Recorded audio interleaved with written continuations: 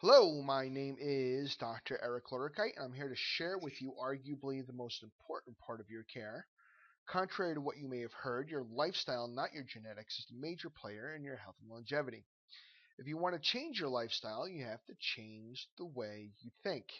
As an example, if you wanted to lose weight, you know you would have to eat right and exercise regularly. But if you believe that healthy food doesn't taste good, you don't have the time, money, or energy to exercise, how can you ever follow through with the things you need to do in order to have the things that you want? Realize that lifestyle change is a process and not an event, and that winning the game is about getting up one more time than you've been knocked down.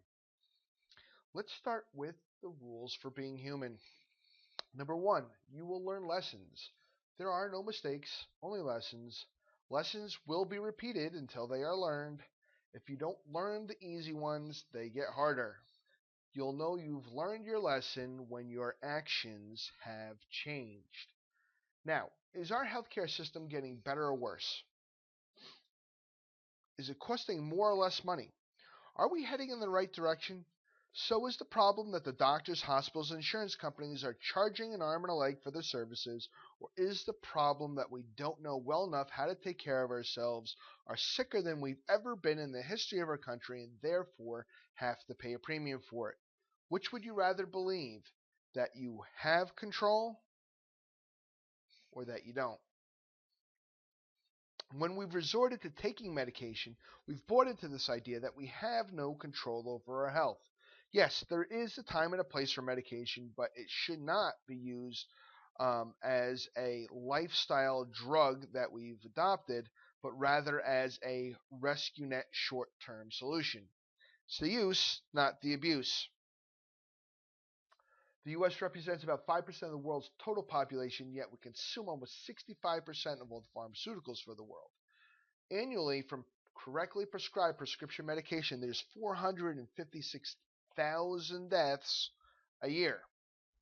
So, if you take a look at the top causes of disease in our country, the top 4 out of 5 are diseases of lifestyle. Now, the naysayers in the audience would say, well, what about genetics? Because I've had this, and my mother's had it, and her mother had it. Genetics contribute to about 25% of our overall health and longevity, according to Yale University. Case in point, we mentioned John Cairns, who's a British researcher, was a British researcher in the late 80s, and he engineered a group of simple cell organisms to be lactose intolerant. Afterwards, he loaded up their petri dishes with nothing but lactose, thinking, hey, in a couple days when I come back here, they'll all be dead. When he came back, he was surprised that not only weren't they dead, but they were thriving. When he looked under his microscope, he found that even the most primitive organism on Earth could selectively mutate a gene to adapt to environmental stressors. The current belief is that your health is the genetic expression of your lifestyle choices. When we consider lifestyle changes, we need to start thinking about them from the point of view of Kaizen. This guy's name is Walter Deming, and the Deming Award is the most prestigious award given to a Japanese business that best exemplified the principles of Kaizen, which is constant, never ending improvement. If you can improve just 1% per day every day for a month, how much would you be improved by the end of the month? What about 1 year, 3 years, 5 years? You can take huge steps forward by improving just 1% every day. It's that old adage about how to eat an elephant, one bite at a time. And that's what you need to start thinking about for lifestyle changes. If you want small change, work on your behavior. If you want quantum leap changes, change the way you think. How do you cure a sick fish? You change the water. The problem isn't with what's going on inside the fish, that's the effect. The problem is what's going on outside the fish, what the environment or lifestyle is like. We want to create a different train of thought so we can start swimming in a different bowl. If we want to be healthy, we have to stop swimming in the bowl of not being sick and start swimming in the bowl of health and vitality. So, what does it mean to be healthy? Most people think that if they have some kind of pain, There's a problem. But are they the same thing? Can you have a problem and not have any pain or symptoms? Think about cancer, heart disease, stroke. Look familiar? Conversely, you can walk into a door jam, stub your toe, and be in tremendous pain and still be pretty healthy. Symptoms are the check engine lights on your dashboard telling you there's something wrong with your car. The lights aren't the problem. If you were to take a black piece of tape and cover the lights, does that fix your car's engine? How then would you expect drugs to fix your body's problem when they're only meant to address the symptoms? Let's look at your nervous system, which is considered the master system of the body because it controls and coordinates every cell, tissue, and organ of the body,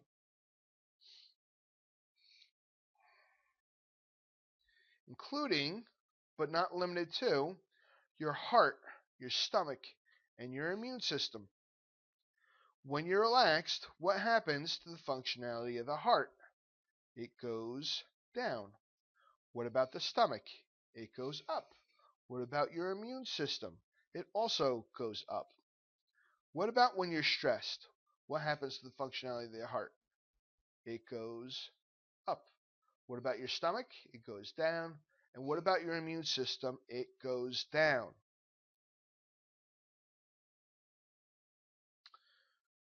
So how does the old saying go? Practice makes what? Practice makes perfect, right? The technical term for that is neuroplasticity.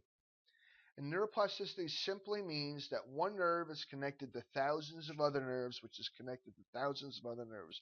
But the more times a nerve fires to the nerve next to it, increased likelihood of it firing to the nerve next to it, because the nerve physically forms more connections with the nerves they more frequently fire to. In this way, you can physically rewire your nervous system to your benefit or to your detriment. This is also the reason why the frequency of your adjustments is so crucial, especially in the beginning of care. In teaching your spine to hold a move in a different way, it takes practice. So let's get back to as it relates to our organ systems. For instance, under a chronically stressful lifestyle, what happens to the functionality of your heart? It goes up and it stays up, causing high blood pressure, arrhythmias, heart disease. What about your stomach? It goes down and stays down, like irritable bowel syndrome, Crohn's disease, diverticulosis uritis, GERD. What about your immune system? Arthritis, autoimmune disease, and cancer.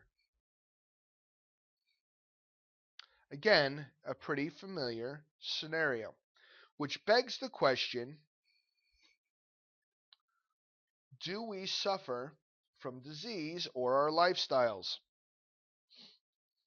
Allostasis describes a condition in which the body's ability to adapt to a chronically stressful situation leading to long-lasting physiological changes. So there are three components to our lifestyle. The first is emotional. It's been well documented that stress over time affects the functionality of our body, which is going to affect overall health. Some simple concepts to consider before we begin. What you focus on is what you attract. If I were to be driving down the highway and you see a pothole up ahead, I would say in my head, don't hit the pothole, don't hit the pothole, don't hit the pothole. But what did I just do? I just hit the pothole. So if you don't want to attract more stress into your life, what should you focus on? What's the opposite of being stressed? Think about ideas of love, peace, happiness, relaxation, calmness, and gratitude. Our intention should be focused on participating in activities that generate the emotions we want and not the ones that we don't want. So, what are those activities? The first one is nurturing an attitude of gratitude. The two most important times of the day that set the tone for the day are the 20 minutes before you fall asleep and the 20 minutes after you wake up. So 20 minutes before you fall asleep, write down 5 things that were unique to that day that you're grateful for. It's important not only that you write these things down, but you also feel the feelings of gratitude as well, because the more you experience gratitude increases the likelihood of you experiencing gratitude. You can literally rewire your nervous system, as discussed before, for gratitude through the practice makes perfect principle. Have you ever had the experience where you've walked into a room and then stopped and thought for a second, what am I doing here? I knew just a second ago, but I can't remember. That's where meditation comes in, clearing your mind. Meditation is a exercise in focus. If there was a tranquil pond and you threw a stone into the middle of the pond, what would happen? It would create a ripple that quickly traveled to the edge of the shoreline. Imagine now a turbulent pond and you toss a stone into the middle of it. What happens to the ripple? It gets lost, just like your thoughts do when you try to do things with a turbulent mind. Meditation is an exercise in focus so you can quiet the brain chatter and be more productive in your day-to-day activities. Sit quietly in a room thinking about nothing but your breath. In through the nose, out through the mouth, for 5 minutes a day to quiet and calm your mind and make your nervous system work more efficiently. Not only do studies show that meditation is boosting the immune system, but brain scans suggest that maybe rewiring their brains to reduce stress. Meditation is being recommended by more and more physicians as a way to slow, prevent, or at least control the pain of chronic diseases like heart conditions, AIDS, cancer, and infertility. When asked about what is it that will make you happy, most Americans respond with fame and fortune, or some derivative of. But when asked to reflect back on their lives and the happiest times they've known, money doesn't enter into it. In fact, it's usually the relationships that they have with other people and helping others that brings them the most joy and contentment. There's a hormone called oxytocin that's released when we have positive interactions with other people. It's released when a mother breastfeeds her child. It's the hormone that socially and physiologically binds us.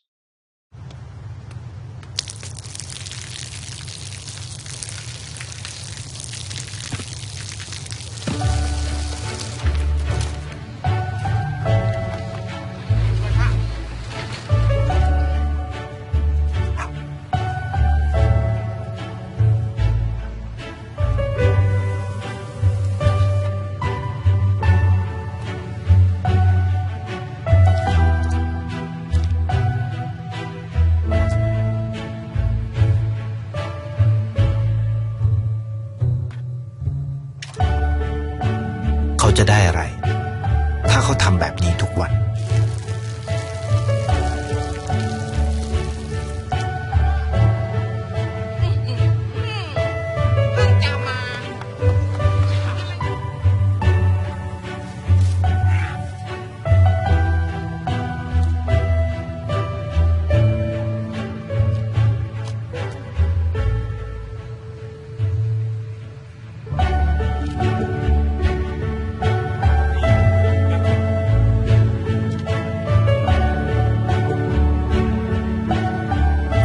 เขาจะไม่ได้อะไรเลยไม่ได้รวยขึ้นไม่ได้ออกทีวีไม่มีใครรู้จักไม่ได้มีชื่อเสียงที่มากขึ้น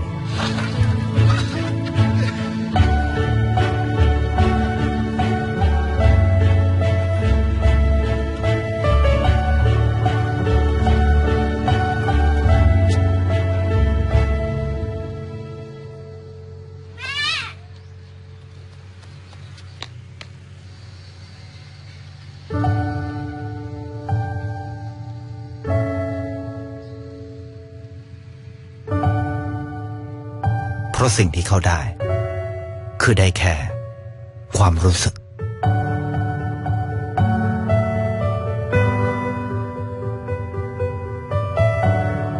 ได้เห็นความสุข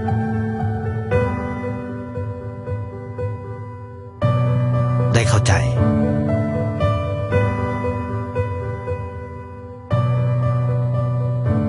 ได้ความรัก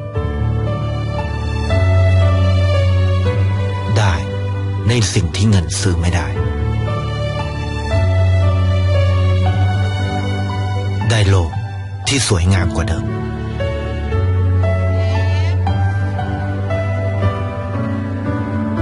ในชีวิตคุณอะไรคือสิ่งที่คุณต้องการมากที่สุด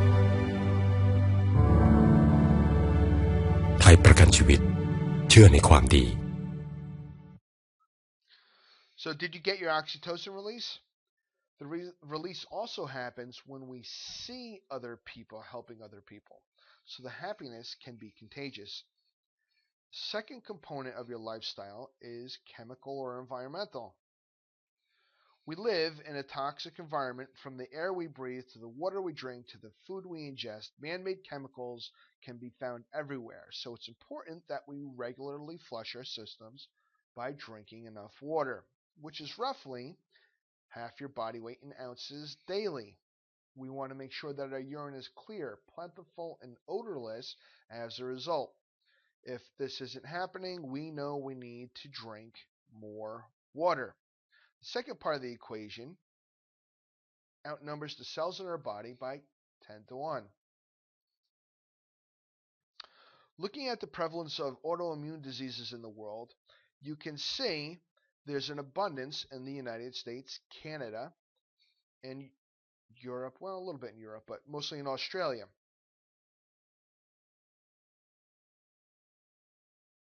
Looking at the prevalence of inflammatory bowel disease for the world, there's a similar, near identical pattern that exists.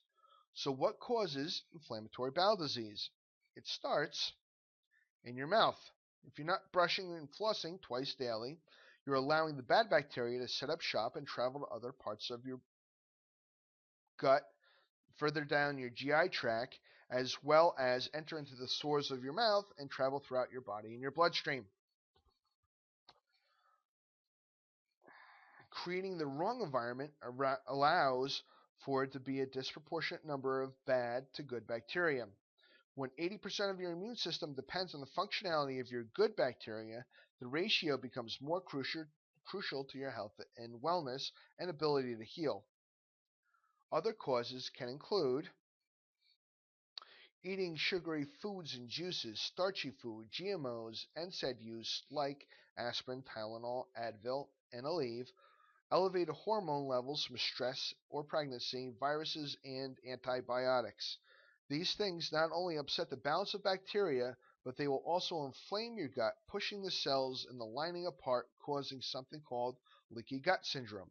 Leaky gut syndrome is attributable to food intolerance as well as autoimmune disease. Because there is such a tremendous impact on your immunity, it is crucial part of your care in our office. See the front desk to schedule an appointment with our nutritionist to address your concerns.